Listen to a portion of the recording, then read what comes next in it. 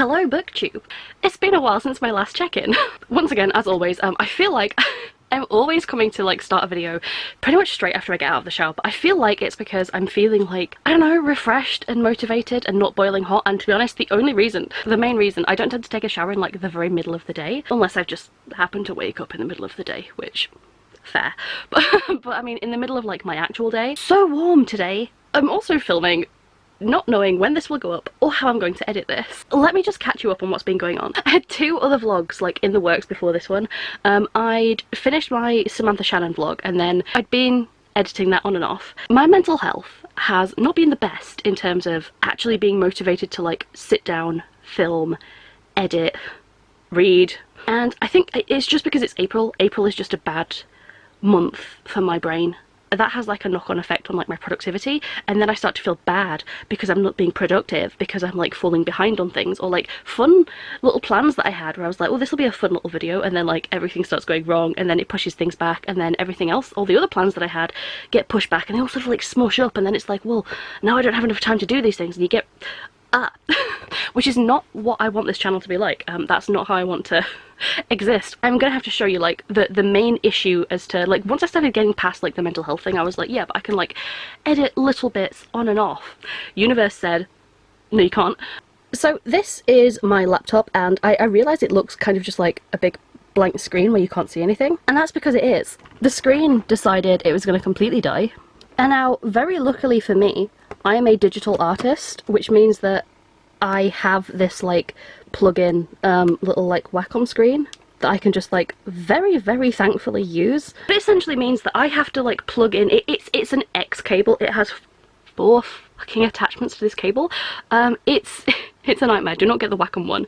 I'm super paranoid that like if there's an update to the Wacom driver or software, I will not have a screen and won't be able to do anything about it. If the cable breaks, which they are known to do because they're a unique X-shaped cable, then again, I'm totally screwed. So this is why I think by the time that this vlog goes up, my previous 2 vlogs should be up. This is why everything's taking so long. After several days, I managed to get onto my YouTube, the only place like I have, like I don't use YouTube on my phone, and I did go and buy a whole other laptop, brand new from HP, and it cost me it was like just short of like £2,000, and it came, and the screen is fucking broken. The screen is broken. The screen has a dead pixel on it, which means that like, yes, I can technically use this laptop, but I don't want to. I don't want to start setting it up and go through like all the ache and pain of like transferring everything and making it work for me, only to then have to send it in for replacements. And the thing is, I do not want a refurbished laptop. I do not want them to repair this laptop and send it back, because I'm sorry, I paid for a brand new working laptop. If I had bought this laptop refurbished, it would have been a lower price. I'm not paying full price for a refurbished model. And the thing is, it's been like a month almost, and I cannot get HP to take it back, and I'm genuinely freaking out about the fact that I feel like they have just taken my money, sent me a broken fucking model, because I'm sorry, I don't want... I know it's like 1 pixel, but pixel bleed, it will spread over time, and I'm not dealing with that. And they literally just keep saying the only way to send it back is to call this like paid phone number or whatever. I have severe anxiety, goodbye hair towel, I have severe anxiety, and I cannot talk to customer service on a phone. I have panic attacks, and I keep telling them this, and I keep saying, I can't contact your customer service on the phone, I can only do it through email, or I can come in person. If you have an office, I will come in person. If you have an office somewhere in Yorkshire, I will literally bring this and dump it on your desk. But I cannot call a phone company to complain over the phone. I do not know why that severely triggers my anxiety and gives me like I can't breathe. I cannot be having a panic attack on the phone while trying to give you like my information. I physically cannot do it. And HP will not, they won't, they're like, if you don't call this number, we won't do anything about it. And now I'm thinking, have I just thrown nearly £2,000 down the drain, which means that I can't afford to get any other laptop, and now I just have like this fucking paperweight, freaking out. So that's how I've been doing. Yeah, if you wondered why videos have been delayed, this is why. If you wonder why I've not been reading, this is why. My stress.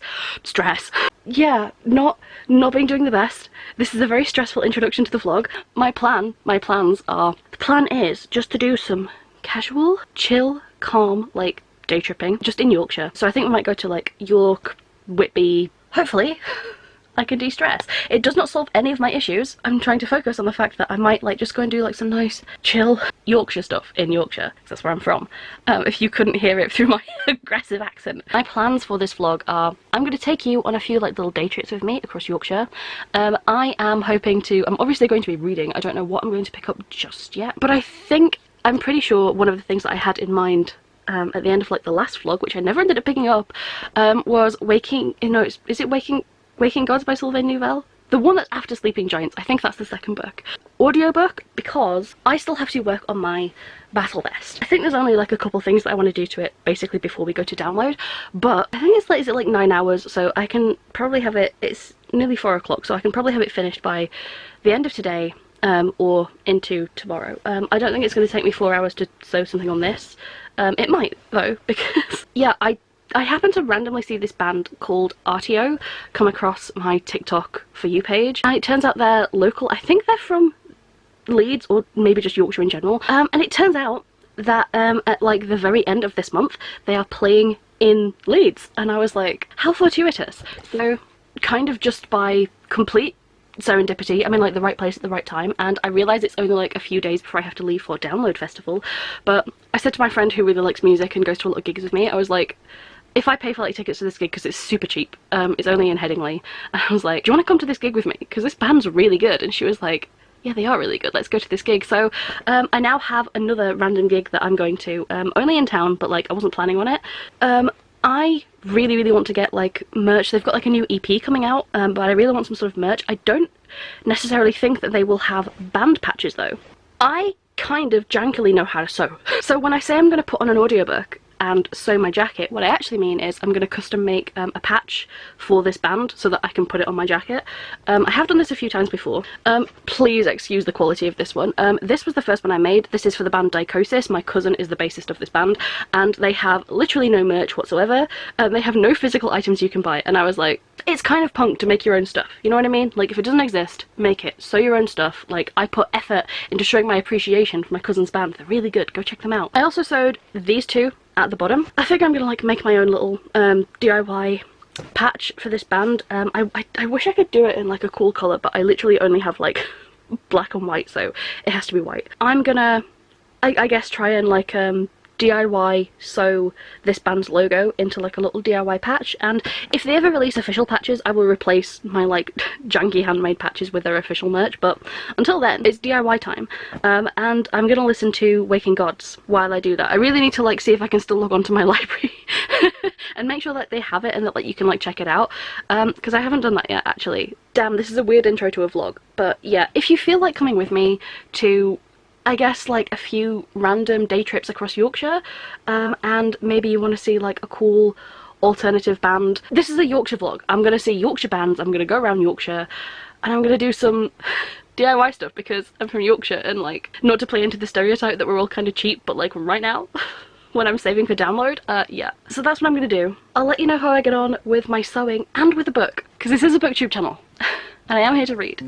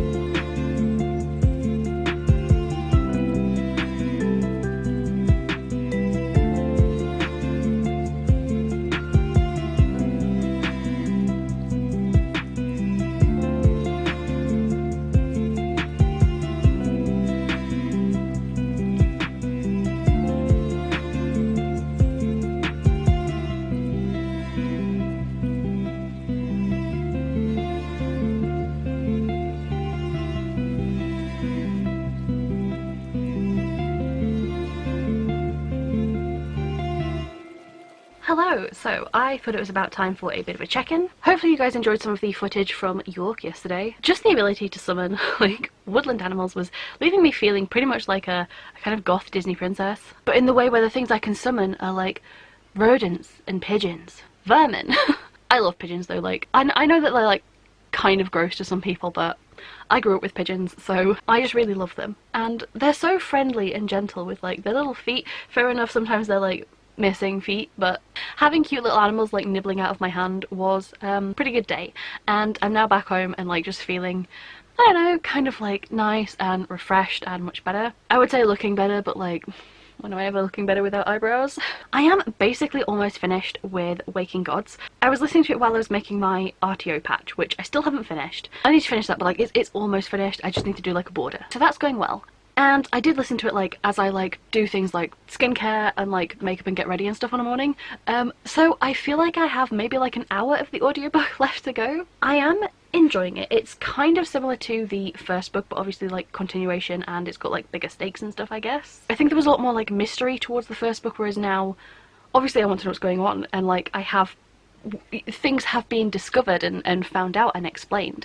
But once those things are explained, it almost like dulls my enjoyment a little bit. It's not the book's fault. I think I just usually prefer like the opening book in a series. That's just kind of like a personal taste thing. What I will say though is one aspect of this book did really annoy me, and like I thought it was just going to be like a passing thing. Like when it happened, it really irritated me, but I was thinking it's probably just like a one-time thing, but it keeps coming up in the book, and every time it does, I hate it so much. I hate it so much. And so I kind of, it is such a minor kind of spoiler. It kind of continues on from a thing that happens in the first book, and so like I guess some people might consider this like a bigger spoiler, but personally I don't really think it is. I will put like a spoiler warning here so that I can talk about it. If you don't want to be spoiled, skip ahead. But it is very minor. Basically, part of the plot of the first book was that certain characters had, are they called gametes? They had like their eggs and like sperm cells like forcibly and unknowingly like removed without their consent as part of this like facility that they were in at the time. Obviously you know where this is gonna go because like it wouldn't be a plot point otherwise. So in book 2 you do learn that like they did make a child out of their like genetics, I guess, and obviously they were carried by a surrogate and they've grown up with this other family, and so like their parents are this other family. And the thing that pissed me off so incredibly much is that initially there are different characters talking about it that are not the like biological parents. They're like, oh my god, she's a mum, oh my god, he's a father. No. Sorry, no. That's literally just not how that works. Like if I were to donate like my eggs so that somebody else could have a baby, it isn't my baby, and I am not its mother. The mother is its mother. They can have it, like it wouldn't matter if it had my DNA. It doesn't mean that I am its like actual mother. I am a genetic ancestor, but like you can't be like, oh my god, you're a mum, congratulations. It's like, no, it doesn't work like that. Especially since like these people didn't even know that, like they didn't consent to it, they didn't agree to it, they didn't know this was happening, and they didn't know that this child existed. And like it made my skin crawl, and I thought like, well, maybe that's just reflective of like how those characters feel. But like every character that hears it, like even the characters themselves, they're like, oh my god, I'm a mum. And like it's fair enough if the person who like the egg donor and the sperm donor want to think of themselves as like a mother and a father, because like they had this whole like they're married anyway, so like I get that that's a thing. But for other characters to say to their face, you are a mum and you have a daughter, it's like I can't tell you how much it made my blood boil and my skin crawl, because I'm like, you don't get to make that decision. And like there's a point where like they're talking about like the child and saying like, this is your father, and even the child is like, you're not my parents, I know who my real parents were. And it was obviously like her surrogate and like the parents that she grew up with, and it's like, yeah, those were her parents. It's totally fair if the characters want to come to the conclusion that they wish to be like a family, but for every single character's default view to be, if a person came from your DNA, you are its mother, in the sense of everything that comes with being a mother or being a father. No. I'm sorry, but no, that's not how it works. That's literally not how it works. I can't tell you how like weirdly antiquated and outdated that kind of feels to me like if those individuals wish to pursue that relationship, totally fair, but it's so weird that all these other characters who know before any of them know they're related, like, start saying, oh my god, she's a mum, wow, she has a... It's one thing to say like this person has a child, that's like factually true, you know. It's the way that it doesn't just mean you share genetics or that like a child was made from your DNA. They literally mean it in the way that like you are a mum, like with a capital M, in a minivan. Like, that is the way that the characters all mean it. And it's like, not in like a biological sense, they mean it in a social sense, like they mean it in a societal sense of, this is a child and this is its mum and this is the relationship they should have as mother and daughter.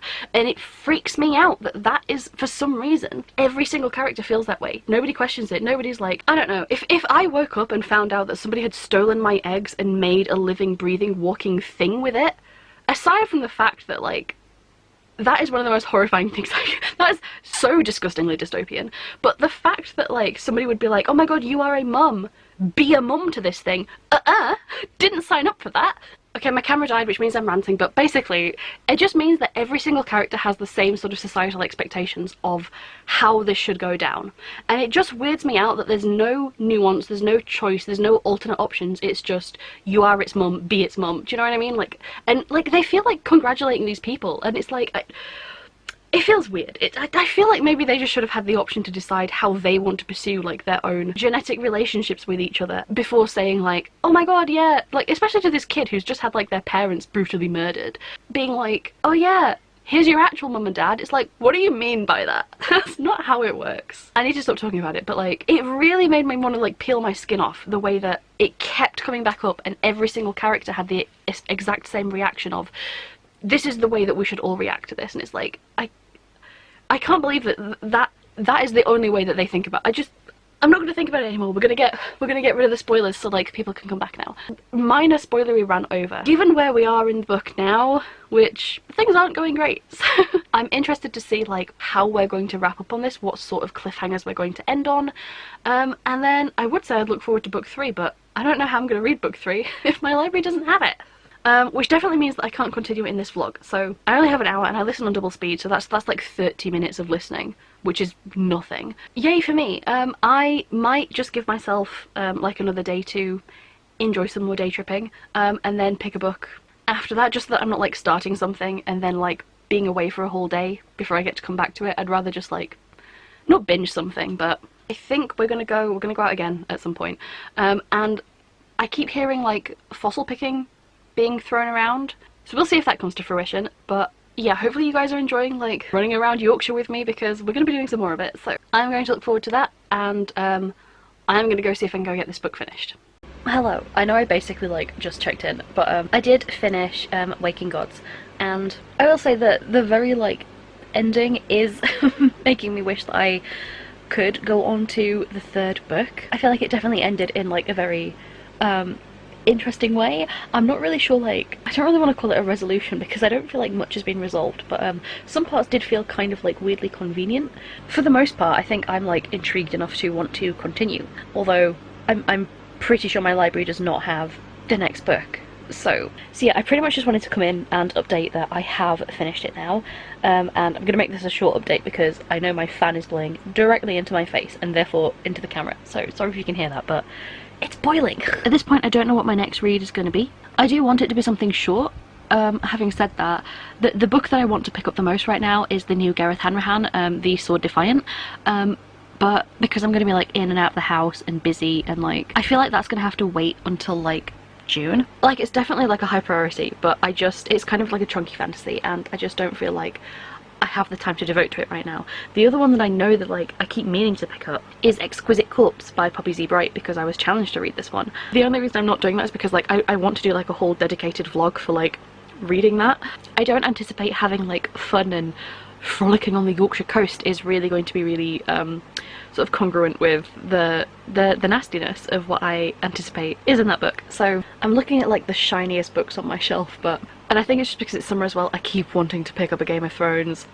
It's not the time. It's not the time. I guess when I check back in, my new read will just have to be a surprise, so we'll see what it turns out to be.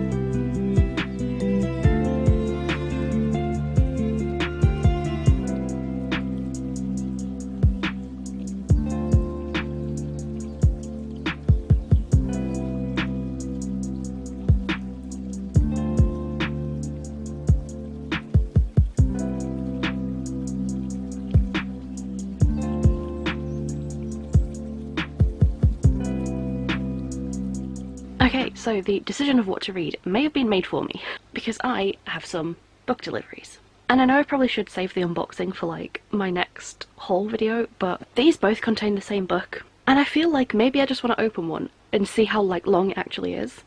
And maybe make that my next read. It does not fit any of the criteria that I was aiming for, like it's not a series continuation, it's not like one of my most hyped books of the year, although I am excited for it, and it's not a vampire book, except maybe metaphorically.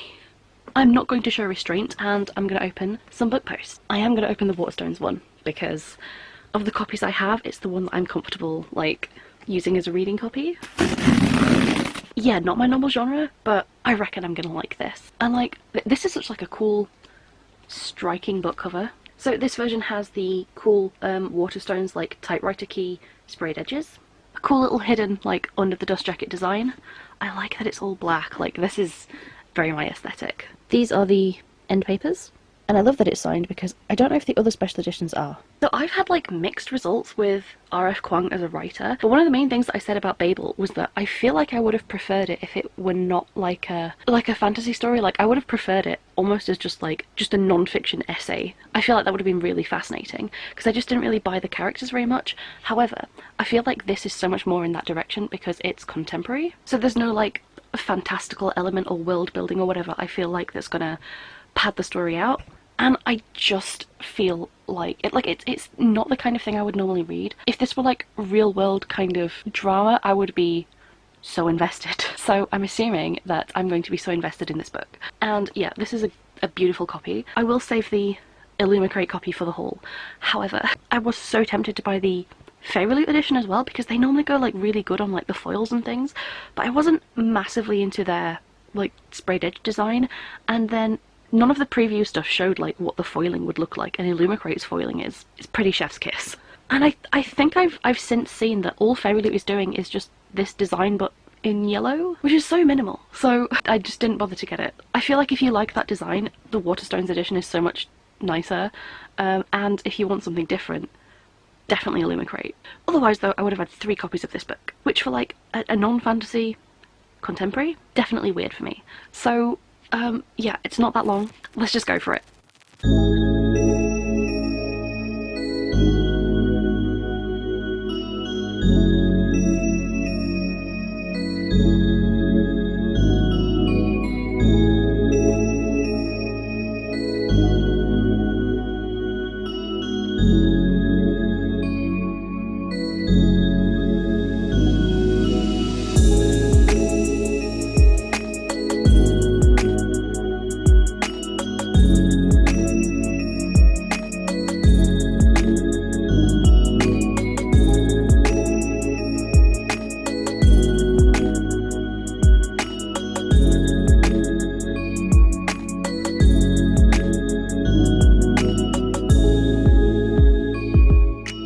Okay, how do I even begin to give this update? So I wanted to come on here and say that I am at the end of the first chapter, except that I'm not.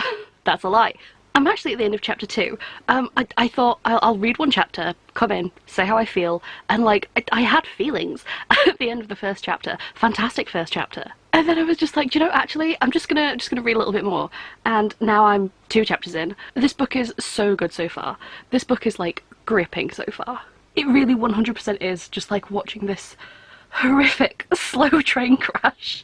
I'm seriously invested in this already, and it's so, like, the writing is so bingeable. I feel like I'm flying through this. I feel like I'm going to fly through this. Part of my brain thinks like, what if I just finish this today? I don't know if I can because like obligations, but, and I don't want to jinx myself, especially after every other time I ever say things like this. But it's so good. It's so bingeable. I literally just want to keep reading. Like, goodbye reading slump. This book has officially killed my reading slump. I don't know what it says about R.F. Kuang's writing, but I like the contemporary way more than like the 2 fantasies that I've read from her. I'm not even going to question it. This book is just so good so far. I'm having, well, I would say I'm having such a good time. I'm having a horrifically fascinating time. I'm so glad I picked this up. I'm so glad this arrived. Yeah, I'm officially throwing down my prediction that I feel like this is going to be at least like a 4 stars. I'm feeling like a good high star rating from this already. Not to like quantify my enjoyment too early, but it's just really good. And on that note, I do not want to be making this update. I want to be reading. So I'm now going to go and read more and binge more Hey, so good morning from me and Gandalf back there. I am in such a good mood. I can't believe that I have finished this book already. I'll like subtly prop it back here so I can like use my hands to talk because I feel animated because this book was so good. So excuse the fact that I'm sitting on the floor. Our house is still, we are one sofa short of a house. It's probably not going to come till like sometime next month, so floor it is. But yeah, this was such an engrossing and morally repulsive kind of read. And I know it's that thing where you're just watching someone fail in like the worst ways again and again and again, and you can't look away. Oh, it's so good. It's like there's so many times, there are so many times where you're just like, no. It can't get worse. It can't get worse. And it gets worse. I don't want to go into spoilers at all for this book. Like, I almost feel like even if you got spoilers for the book, it probably wouldn't detract from the enjoyment of just like reading it. And like, I don't want to say like savoring the moment. Whatever the opposite of savoring a moment is, suffering in the moment. It's all told from Juniper's perspective. The way that she tries to justify things in her like internal monologue, there's no way that any sane person thinks like this. I don't normally recommend books like this because they're so far like out of my usual genre that I feel like anyone who watches this channel for the kind of books that I would normally talk about, it's probably also, I mean, I feel like most people read more diversely and more widely than I do anyway, but I can't really think of a person that I would not recommend this to. So yeah, I am so glad this arrived when it did. I could just pick up this book, start reading it, and read it with like no ADHD interruptions from start to finish. Like, this book had my attention, which is impressive. That is like the best endorsement I can give it, is that my ADHD ass brain fully captivated. While I don't love this book in the way that I love my favourites, because I rate things subjectively, it is fantastic and I would recommend it. So like, this is either going to get like a 4 or a 4.5 from me, depending on like how I can split things. I might have to like let it sit a bit to sort of figure out what its rating is. But yeah, now I have absolutely no idea what to read because I feel like I'm in a great mood and like in a fantastic place reading wise. Like, where do I go from here? So yeah, I'm not really sure about that, and I don't want this update to drag on because it's just gonna be me ranting about how good this book turned out to be, just like completely out of the blue. Didn't expect it, but yeah, I'm genuinely surprised, but definitely not mad about it.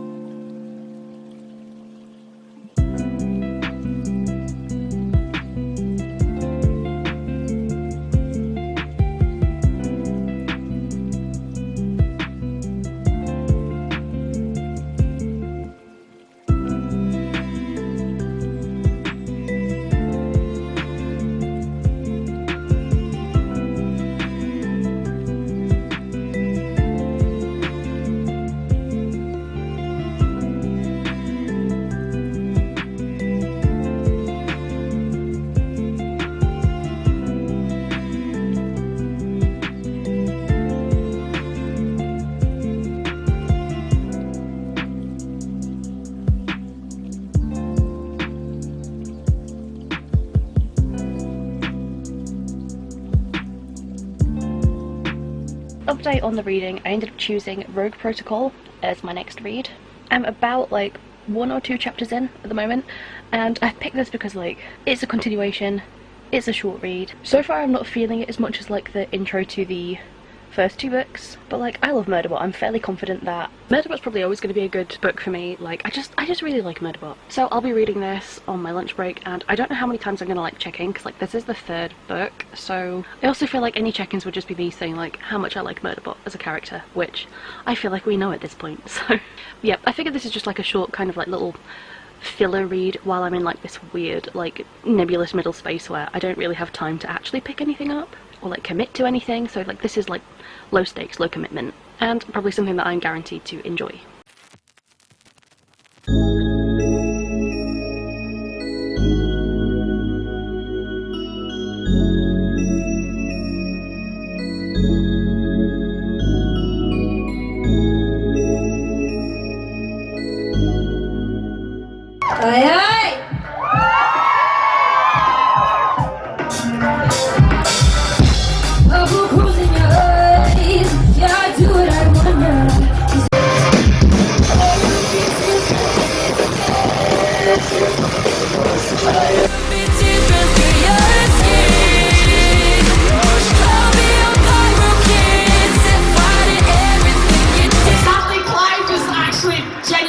waiting, but this gentleman will take his place.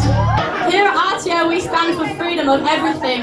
Bodily autonomy, gender-affirming care, religious freedom, non-religious freedom, trans rights are human fucking rights. I shouldn't have to spell it out for you. This is product of my own design. Let's go!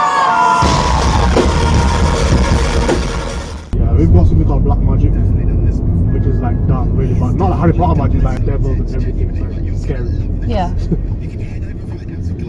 I wouldn't get into it if I was you. So last night was really fun, although I am feeling and looking rough. I have an incredible headache, but I think it's because I wasn't really drinking anything yesterday. The band, the gig was fantastic. Hopefully you guys will have just seen those clips if any of them are usable. I never know what gig footage is going to come out looking like. Also, I think my voice is going. I had a fantastic time. Artio are such a great band, and they're such a small band, like they're kind of like right at the start of their journey, but I reckon they're going to go quite far because they're so good already. Their sound is so good. The other acts that were supporting, like they're about the same age, and like they were pretty good, but like kind of what you would expect for like a venue that small. I feel like Artio are just on another level for like they feel so much more experienced than they are, and also they sound fantastic live. I know they did recently go like a bit viral on TikTok, which is how I found them. But yeah, I'm so glad I did. I really like their music. My friend and I were like some of the oldest people there. It was held in like the basement of a bar in like right in the student area of town. And obviously they're like a younger band, and I think they are kind of aimed at like a younger demographic. So it did mean the atmosphere was kind of like fun and hectic, and I wish there had been like bands and gigs like that when I was younger, because a lot of the gigs that I was going to at like 13, 14, I feel like those were all in like really seedy like metal themed dive bars. So like I'm glad the youth have like better venues now. For a lot of them you could really tell that it was like baby's first gig, which I hope they had a good time. Like I had a really good time, so like if that was their first gig, it's a really good first gig to go to. But what I will say is the pit etiquette, abysmal.